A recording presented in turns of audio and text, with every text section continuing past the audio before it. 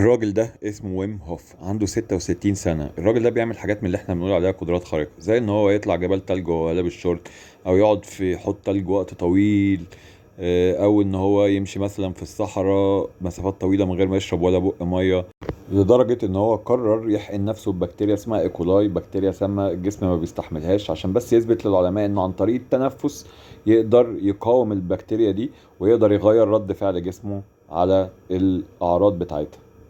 وفعلا نجح في التجربة دي. ده غير ان هو علم ناس كتير التكنيك بتاع التنفس دوت، والناس دي ظهر عليها نفس النتائج بتاعته.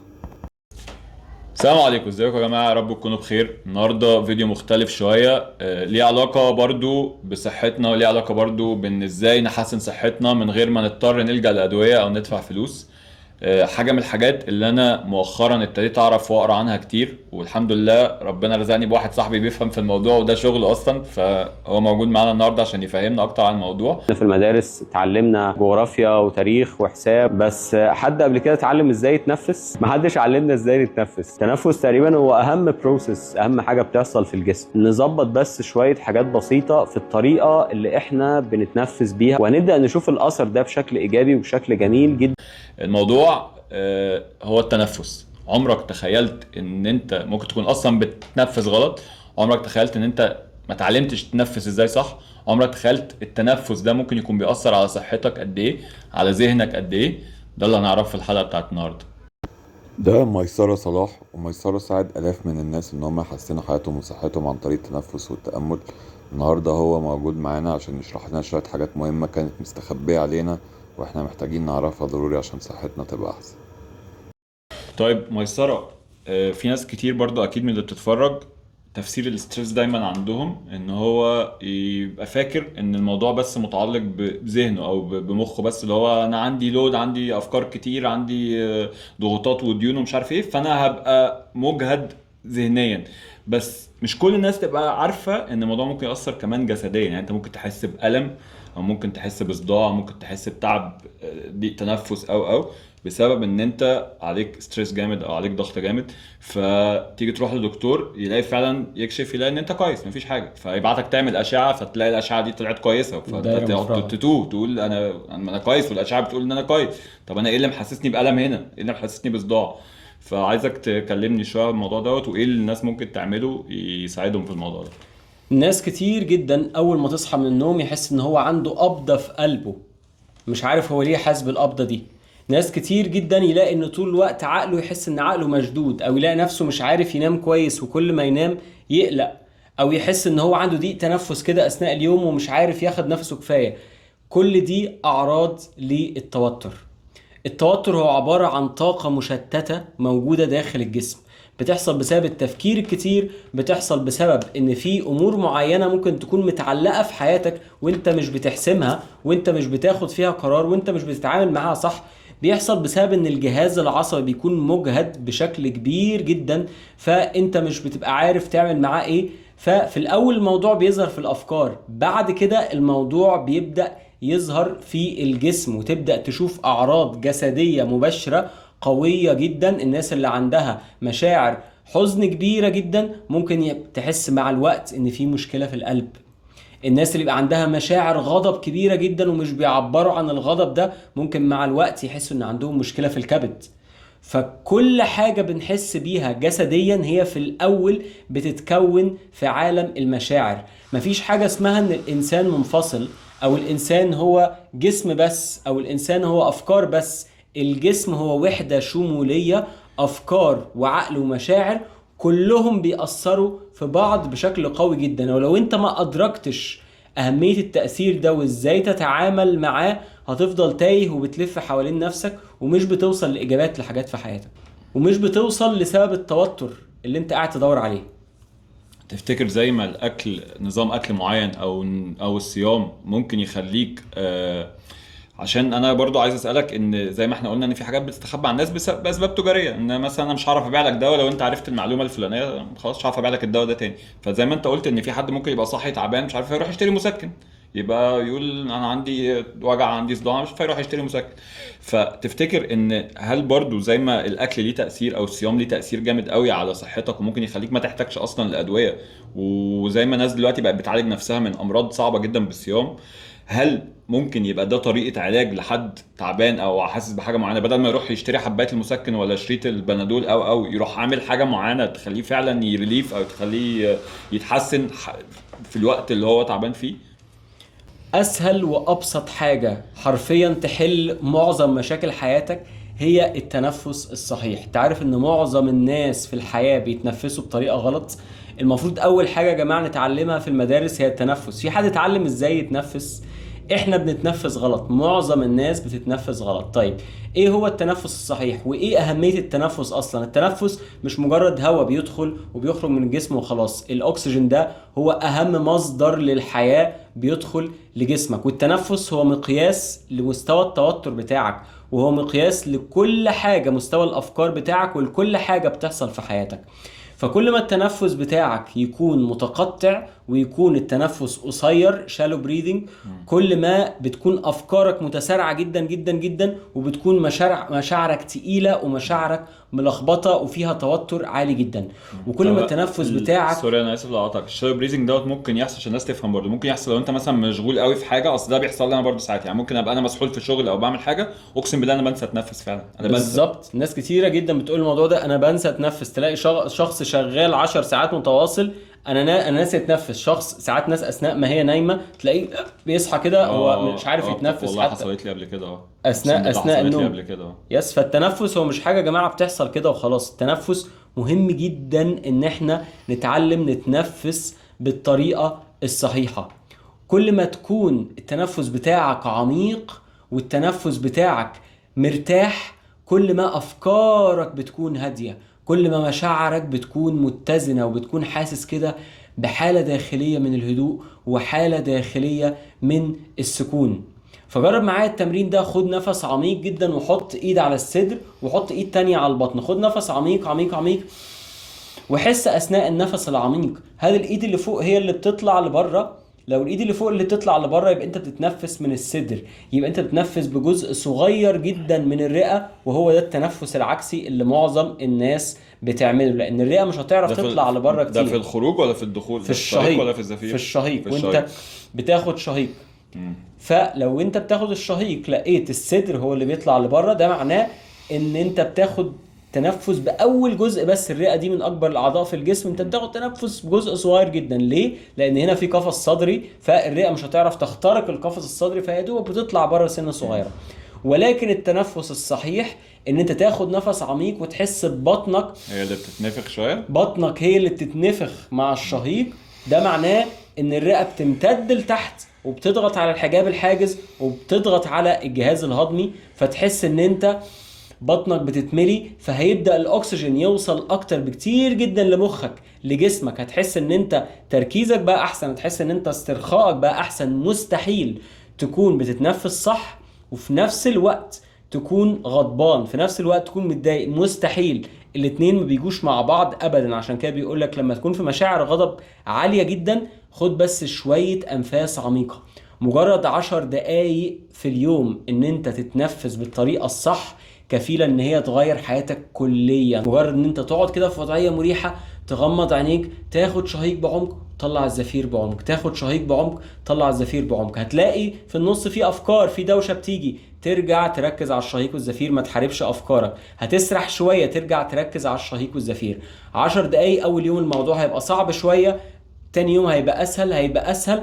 مجرد لما تتعود هتلاقي نفسك بتلقائية بعد كده بدأت تتنفس بالطريقة الصح. ممكن تكون في ناس بتلاقي صعوبة ان هي من اول مرة تنفس بالطريقة الصح، مش مشكلة، خد بس نفس عميق لحد ما واحدة واحدة جسمك يبدأ يتعود. انا بمارس التمرين ده من 2009 لحد النهاردة، وحرفيا انا بقيت انسان تاني مختلف تماما. ايه رأيك في الناس اللي حاليا كده في موجة ناس كتير بتقولك ان ده بيخليك تنفصل عن الوعي وده حرام، بيدخل الشيطان في دماغك؟ بجد في ناس تقول كده حرفيا، يعني ان لما انت بتقعد تعمل تمارين تنفس دي كتير ودخلتك في ستيت معينة خليتك تنفصل عن الوعي، ده ما تخلي الشيطان انه يخش لك في دماغك والكلام ده.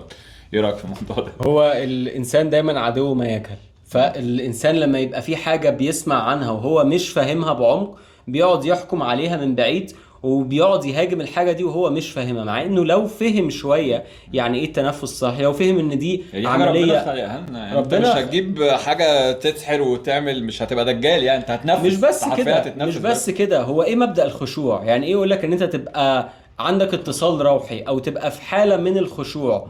هو عبارة عن ايه الخشوع؟ عبارة عن لو جينا نترجمها بشكل جسدي، الجهاز العصبي يبقى هادي، صح؟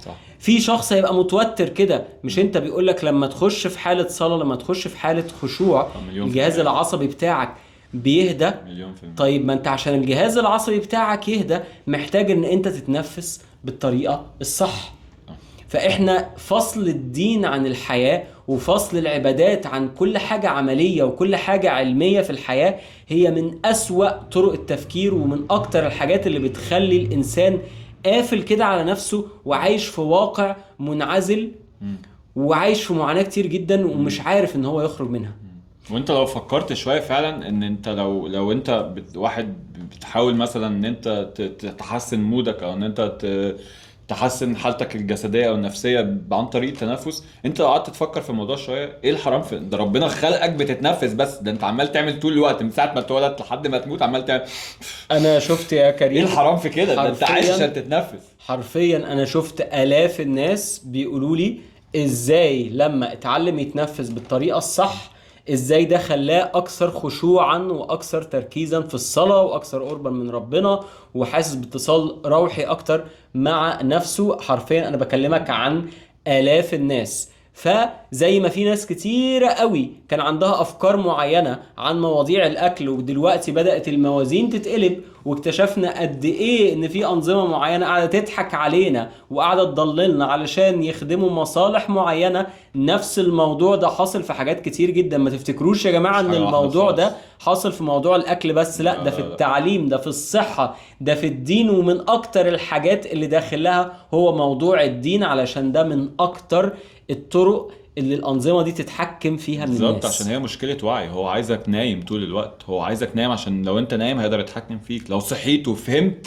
والمشكلة يا جماعة خلي بالكم برضو ان انت كل ما بتفهم اكتر خلاص انت صعب ترجع تاني. يعني بيقول لك once you see it you can never unsee it. لو انت شفتها مش تنفع تشوفها خلاص بالطريقة القديمة تاني. فكل ما مخك يفتح درجة وتوعى اكتر خلاص انت مش تنفع تنزل السلمة دي تاني. انت طلعت سلمة فخلاص انت شفت الحاجه بالطريقه دي، مش هينفع تشوفها خلاص تاني.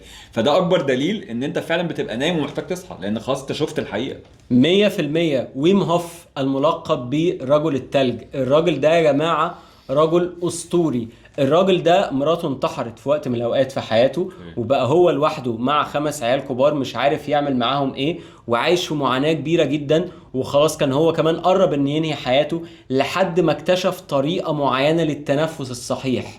الطريقة دي طريقة عظيمة جدا، بتعلمك لمدة بس تعملها لمدة 10 دقايق يوميا، طريقة مختلفة مخصوصة بتاعة ويم هوف بتخليك تحرر جسمك من كل السموم وكل الصدمات العاطفية اللي مرت عليك من أول وانت صغير، لأن الصدمات دي بتكون متسجلة جوه الخلايا بتاعتنا بشكل عميق جدا جوه جسمنا.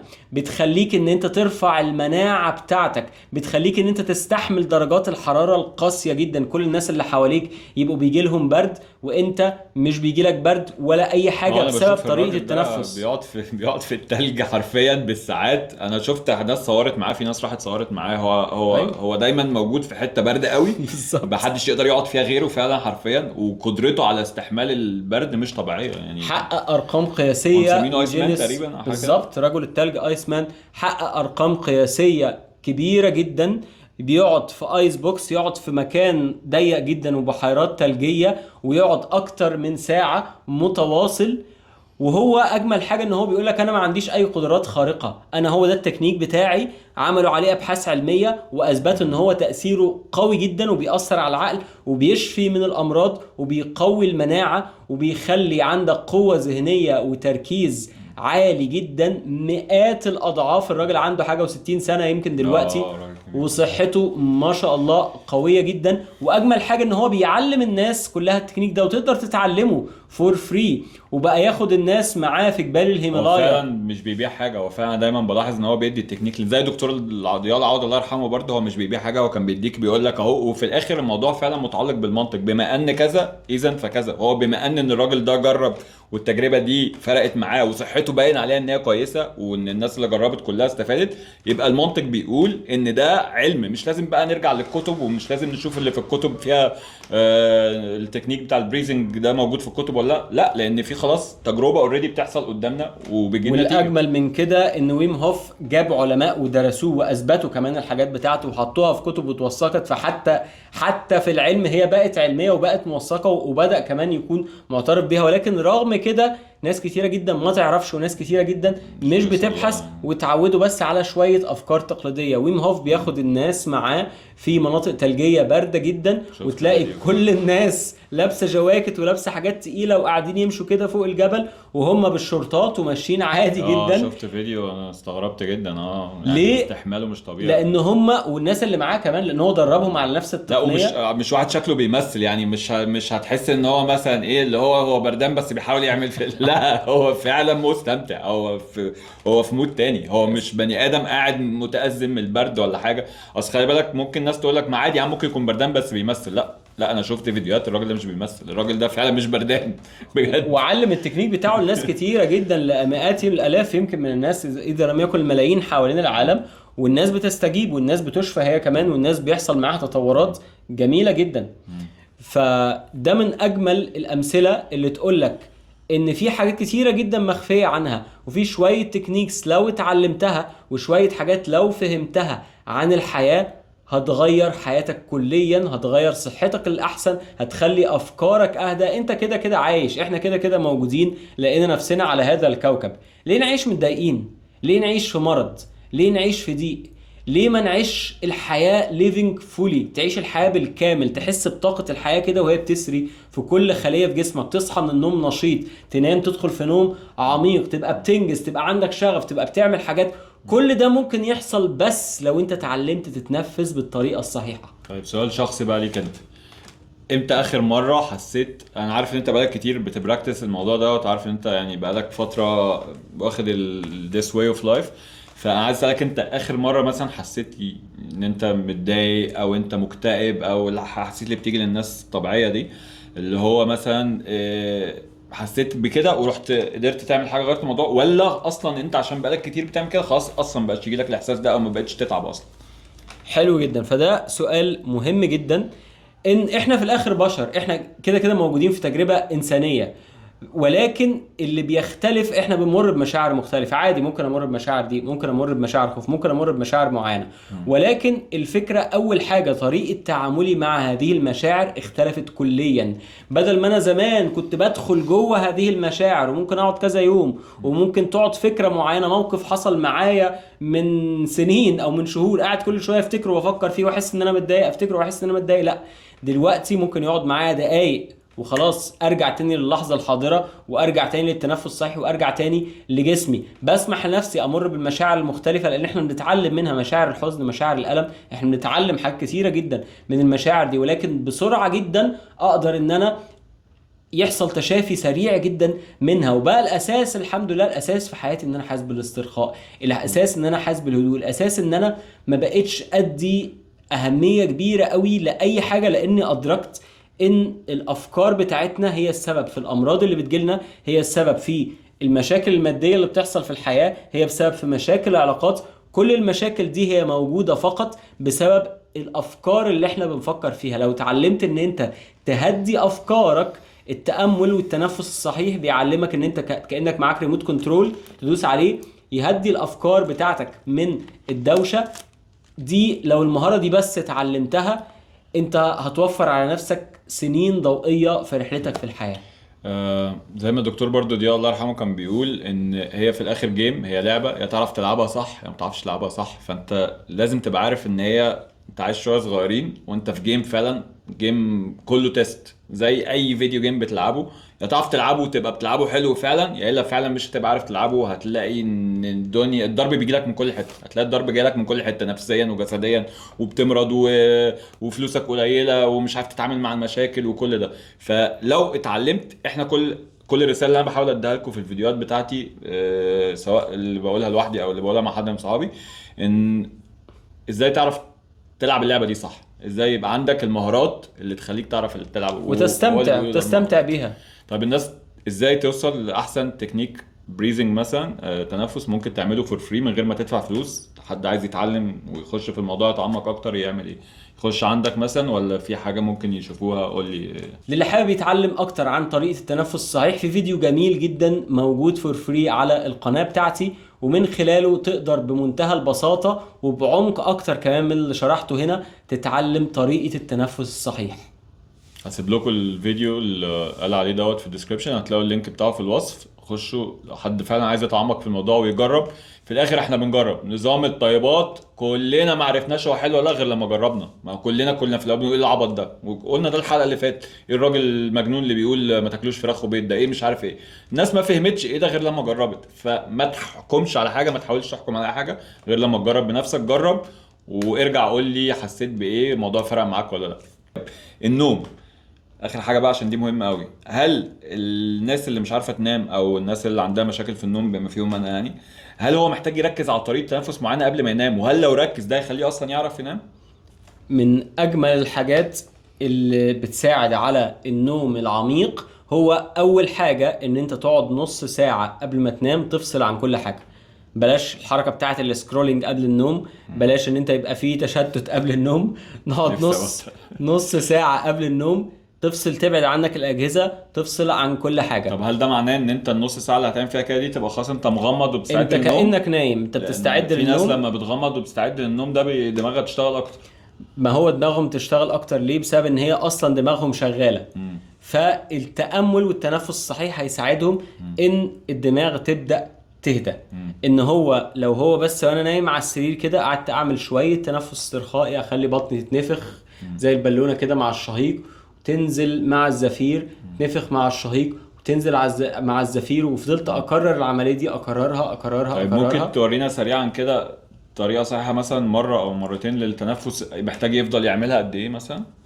لمدة 10 دقايق، وممكن كبداية بس لمدة 5 دقايق. لا انا قصدي النفس نفسه يبقى طوله عامل ازاي، اللي هو يحتاج يعمل شهيق قد ايه وزفير قد ايه؟ مش هنقول طول معين لان هي بتختلف لشخص تاني من شخص للشخص التاني، ولكن قدر الامكان حاول ان انت تاخد نفس اعمق شوية من اللي انت متعود عليه. يعني انت متعود مثلا تاخد شهيق وزفير كده في عدة واحدة مثلا، طوله شوية خليهم عدتين، 1 2 1 2. فتطول الشهيق والزفير سنة اكتر من اللي انت متعود عليه، واحدة لحد ما تقدر واحدة هتلاقي نفسك بتسترخي. المخ هيوصل له اكسجين اكتر، هتلاقي مخك بيسترخي، هتحس ان انت مدروخ كده. الجسم هيوصل له اكسجين اكتر، هتحس ان تدفق الدم بقى احسن، هتحس ان انت كانك عملت دماغ ولكن دماغ طبيعي من غير اي حاجة. شوية بشوية تلاقي نفسك بتسترخي وبتنام نوم عميق. اوكي. محتاج يعمله مدة 10 دقايق مثلا او 10 دقايق. يعني التركيز على التنفس نفسه ان هو خلاص بيستعد للنوم دلوقتي، التركيز على التنفس يقعد قد ايه؟ 10 دقايق قبل ما ينام. وفي عندي برضو موجود على القناة اسمه تأمل النوم العميق، ده لو سمعته هيساعدك جدا، ولكن تحاول ان انت تبعد الموبايل شوية عنك، ما يبقاش الموبايل جنب دماغك. ده هيساعدك بشكل جميل جدا ان انت لو سمعته كده بس وانت بتتنفس هيساعدك ان انت تدخل في حالة النوم العميق.